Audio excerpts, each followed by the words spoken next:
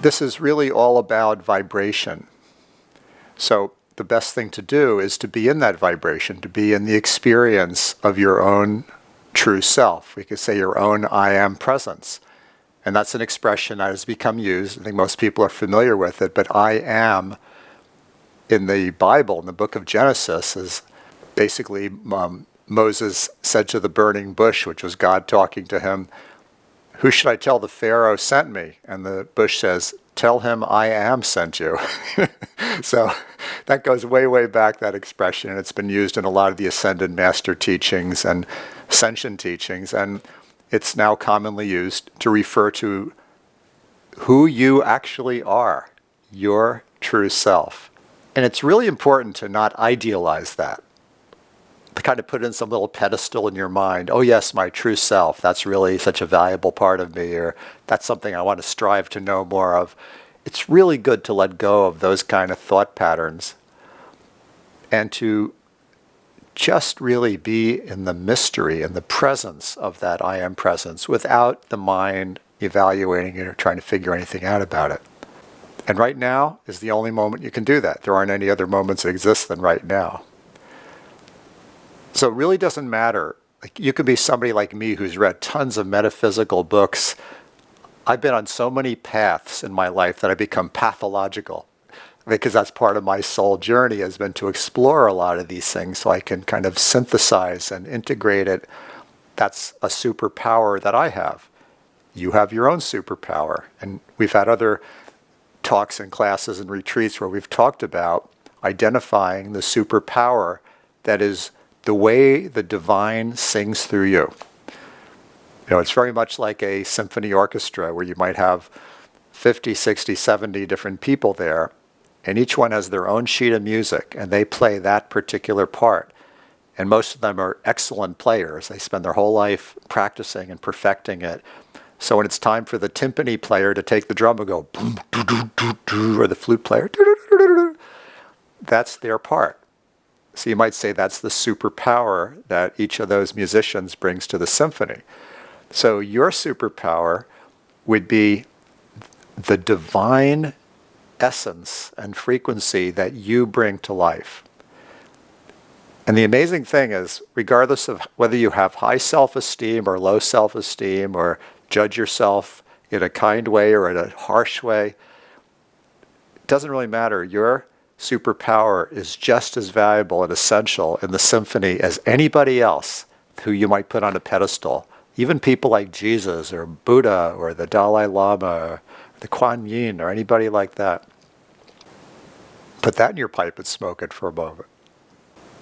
You know, in the psychological realm, there is so much kind of psychobabble that we've heard and talked about and study and use, and there's a certain amount of value in all that. But even the idea of self-esteem at all is sort of a curious thing. Because if you are all that there is, if you are infinite, if you are light that encompasses all the love in the universe, all the power that there is, all the intelligence that there is, and all the virtue that there is, then isn't it kind of comical to have issues about self-esteem?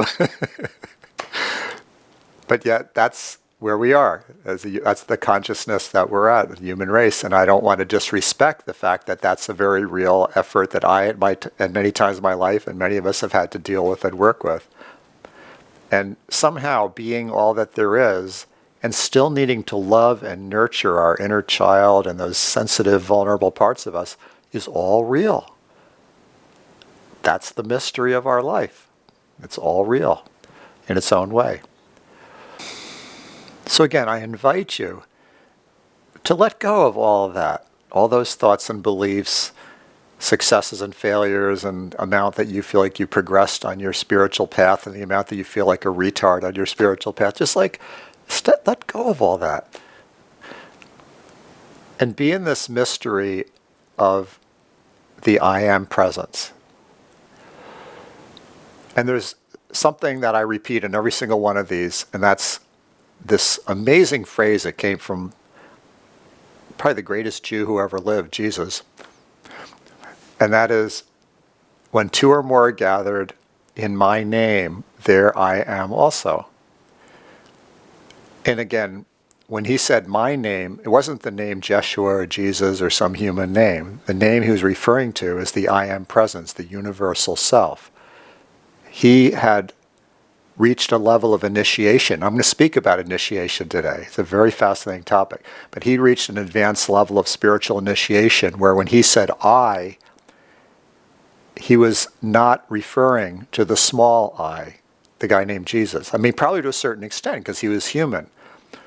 But he had more identified with the Christ, the universal self, which is very similar to the idea of the I am presence. They're just different ways of expressing a similar thing.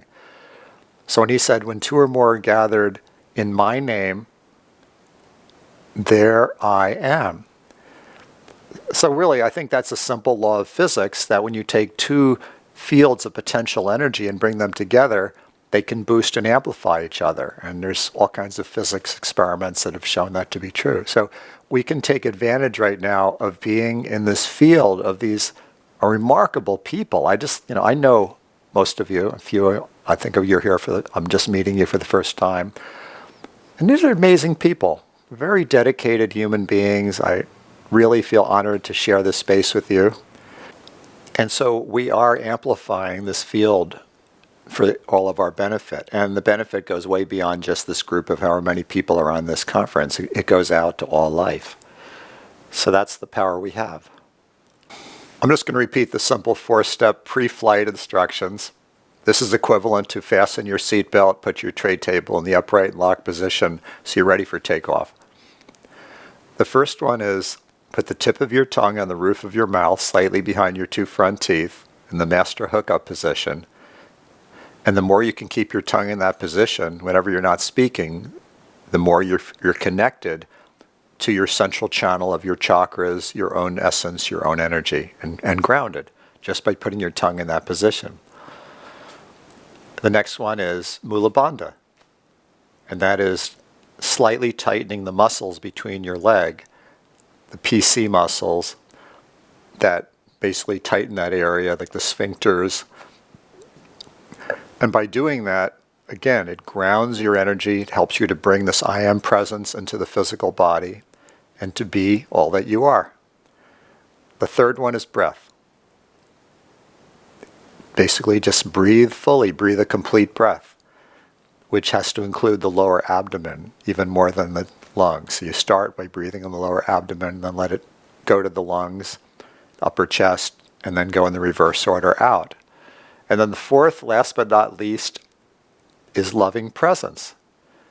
Everyone here knows what love is and has made it a high value. So whatever it takes for you to tune into the feeling of love, like any certain person or animal or situation or divine essence or anything, and hopefully yourself that you could think of that would bring up love, then just be in that now.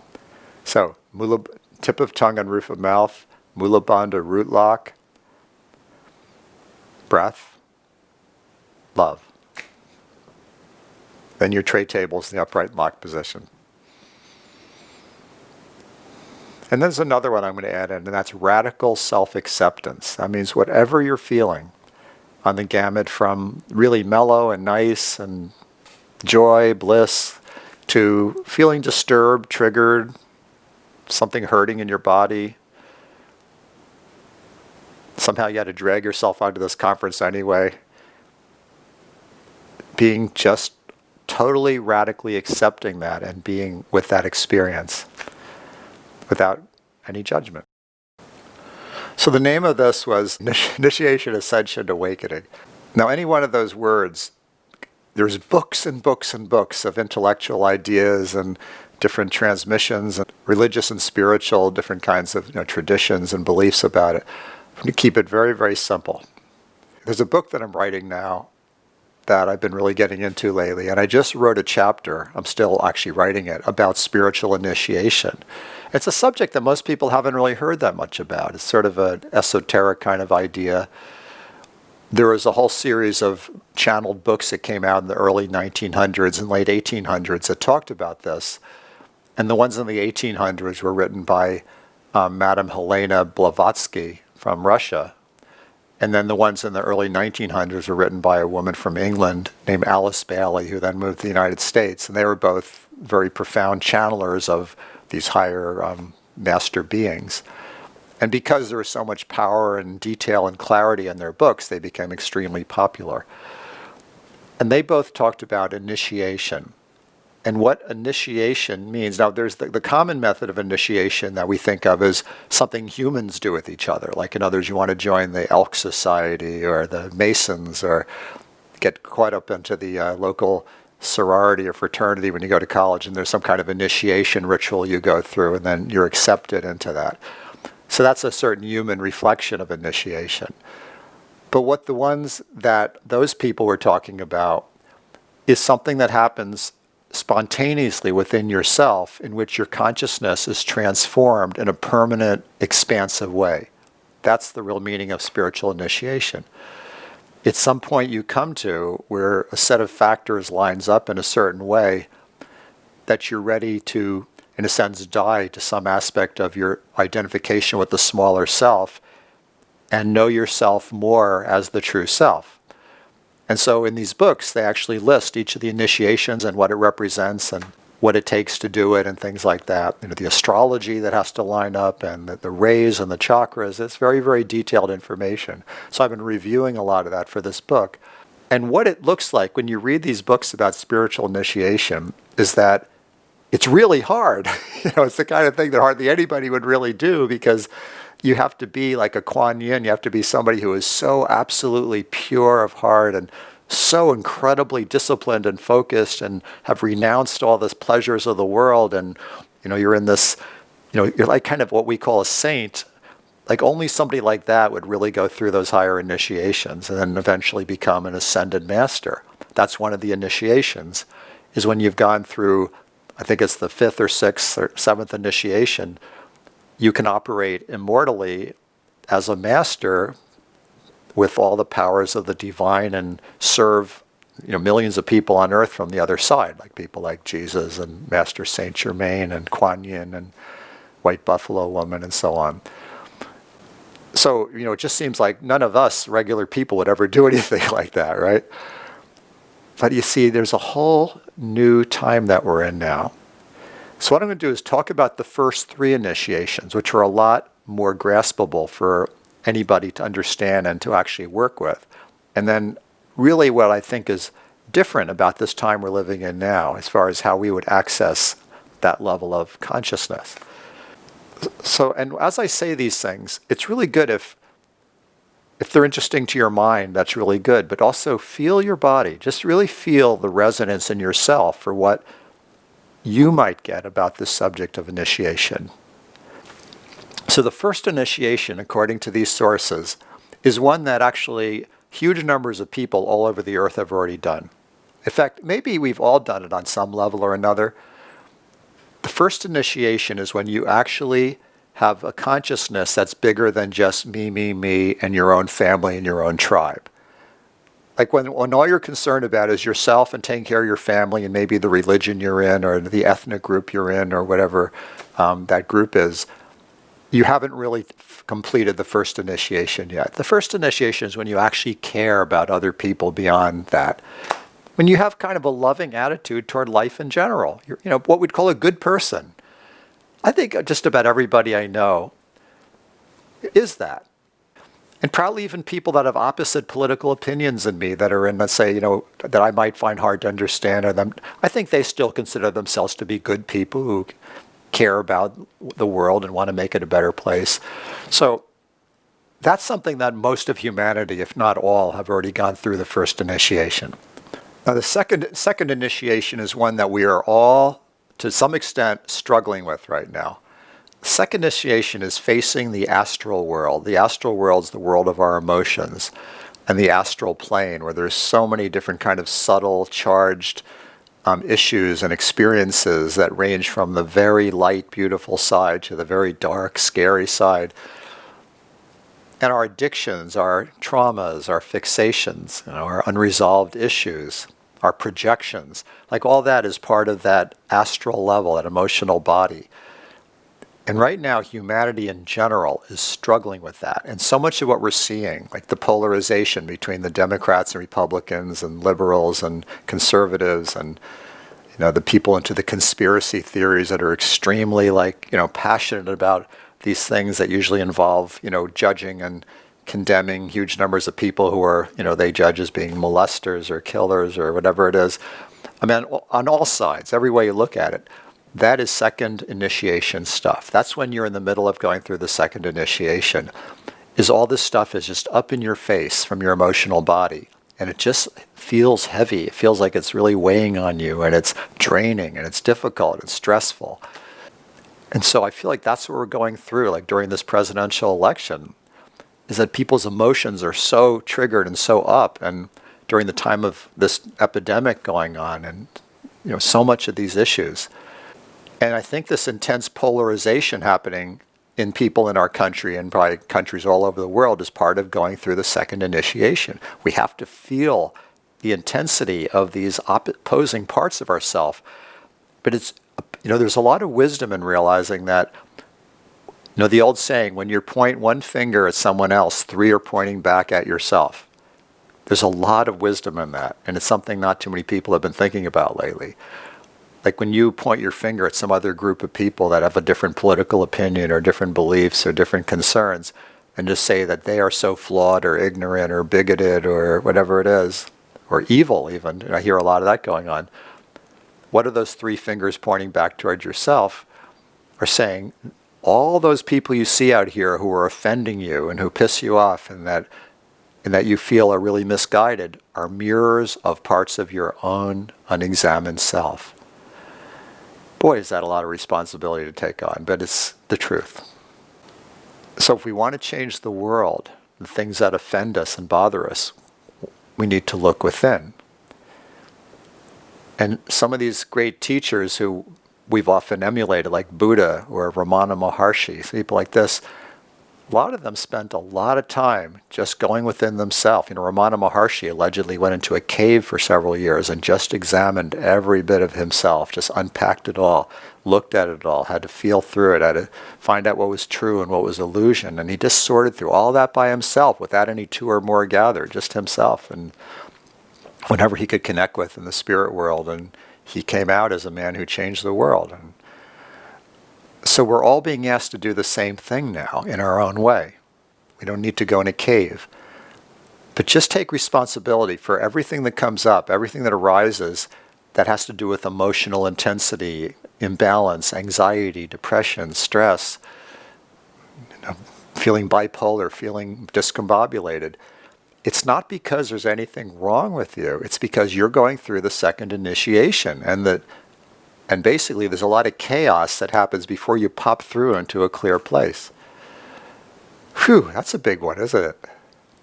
So you may know some people that you feel have finished the second initiation. And there are people. There's quite a few people on earth who have mastered the second initiation. It doesn't mean that they don't have emotions. It doesn't mean they've stopped feeling in some artificial la-la land.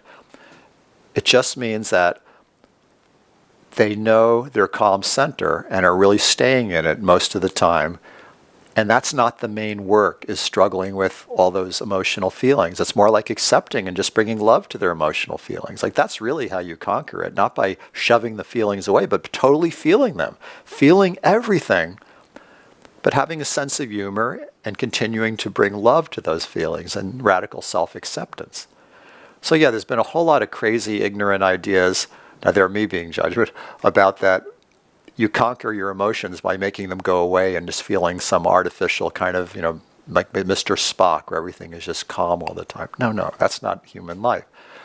So just embracing it all, but not being so caught up and identified with it. And again, and one of the biggest tests of passing the second initiation, in my opinion, is when we stop projecting our pain onto others. And boy, that's a hard one, isn't it? Like when one of us feels triggered, to not say, you made me feel that way. So can you imagine if we had a country of people who had passed the second initiation, were owning their own feelings, how different this presidential election would be? I can't, it's hard to even imagine, but it would be very different. And I hold the vision of that happening in my lifetime. Okay, so that's the second initiation, where a lot of us are working on that one. Third initiation is one that there are lots of people on the planet who have gone through and you might say completed the third initiation, although everything's a work in progress. But it's a much smaller number. Third initiation is when you've shifted your identity, you've really majorly shifted your identity to your I am presence. And that's who you know yourself to be, in a really feeling, visceral way, like not philosophically. I think almost anybody here can philosophically say they know themselves to have this, to be the divine, or have a divine or higher self, or whatever it is.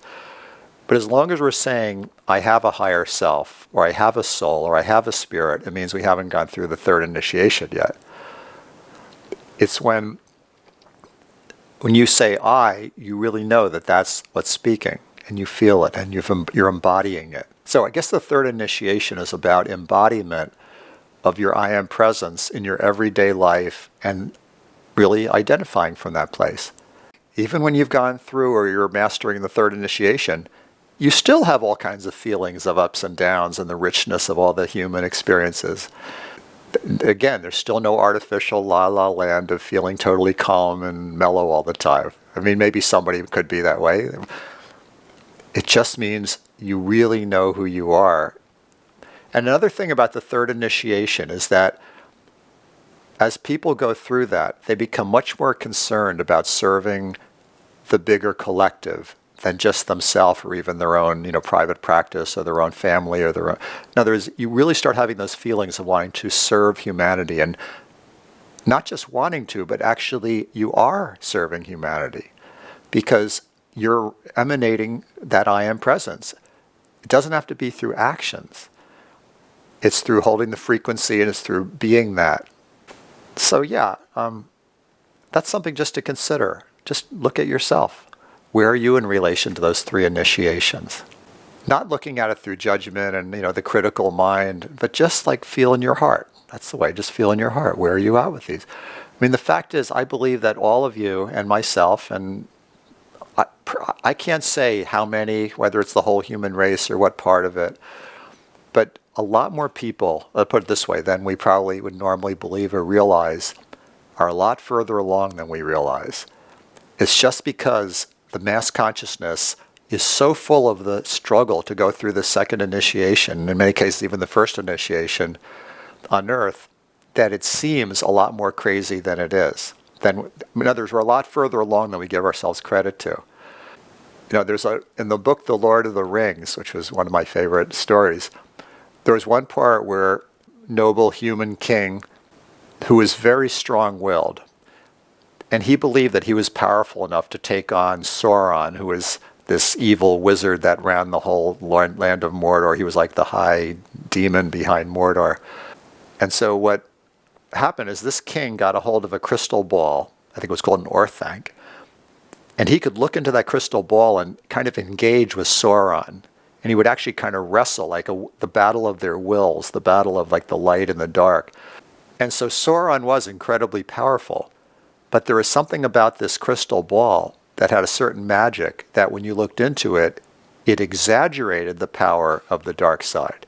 So it's not that the dark side wasn't powerful in that case. It's just the stone made it seem like 100 times more powerful than it really was. So it actually drove this king insane. And then there was a whole part of the movie where he was completely insane, and Gandalf had to come in and cast out the darkness and bring him back to himself. All those images are very powerful because they're things that we are going through. They're things that are real, that we often, it's like we're looking into that crystal ball that amplifies the power of the dark side and makes us feel more intimidated by it than we really should be. Because light is the only thing that's real. There is nothing else, because we all know if there's room and it looks like it's full of darkness, it looks like the darkness is something that's real, but as soon as we turn a bright light on, it's like it never existed, because it was just the absence of the light. I'm sure you've heard that one thousands of times. But it's good to remember. So the difference I feel about initiation at the time we're living in now is that we're moving into in fact, we already are in a time of multidimensional consciousness becoming our new normal. The ancient Mayans would have called it the ninth wave, and that's too much of a discussion to get into now, but I am putting that in my new book. It's basically a time where all the different evolutionary stages of consciousness that people have been through the entire history of the human race are all happening at the same time. There was ancient times where we were more in that unity consciousness and more ruled by the feminine energy, which is more inclusive and more one with the earth and the cosmos. And then we developed this strong ego consciousness at around 3000 BC. It started really coming in strongly, where it became more like the individual and more of the male-oriented consciousness, and more like conquering the earth and using the earth and being in harmony with it. And then we've gone through the Industrial Revolution, like bringing in all the technologies. And then another wave happened with all the computer, digital revolution. But the very short version of that is, according to the Mayans, the time we entered in the year 2011 is when all of those quantum states are happening at the same time now. So it's truly multidimensional. And so here's something that has been coming to me that I'm putting in this book, is that, okay, we can think about people like Jesus, who totally embodied the Christ consciousness, was transfigured, who was, resurrected. Buddha, who, one of the most, greatest examples of enlightenment, that he, changed the world through his own example. And any of these kind of people that were on that extremely high level, or any of these ascended masters that have passed all those tests, guess what? They are part of us right now. They're part of our true self right now. So the idea of this linear thing, like you go through one initiation, then you go through the next one, then you go through the next one, and you gradually build yourself up, is, I believe, an old idea. Like even the idea of spiritual growth, or even especially the idea of enlightenment. Because enlightenment, what's the first thing you think of when you hear the word enlightenment? I think for a lot of people, the first thing they would think of when they hear the word enlightenment is some kind of idealized state that I'm not in yet. And that I'd have to be a lot more better in all these different ways before I could ever get there. Way down the road someday, maybe I'll be enlightened, or maybe I just have too many character flaws, or I'm too caught up in my ego, I like chocolate cake too much, or whatever it is. Those are the kind of things that most of us think about when we think about enlightenment. Because the models, the things that we've heard, the things we've read in books or that we've seen in movies, it's all about some sort of superhero person that becomes enlightened, who's then the big, example to everyone else. What about if we just let go of all those ideas and accepted the fact that all the spiritual initiations, from the first initiation to those ones that are so high that you're like a universal Christ, God, creator being, creating universes, or what we would call enlightenment, all exist right here and right now as us, as the being that we are right now. Even if you're having a bad day, what you would call a bad day.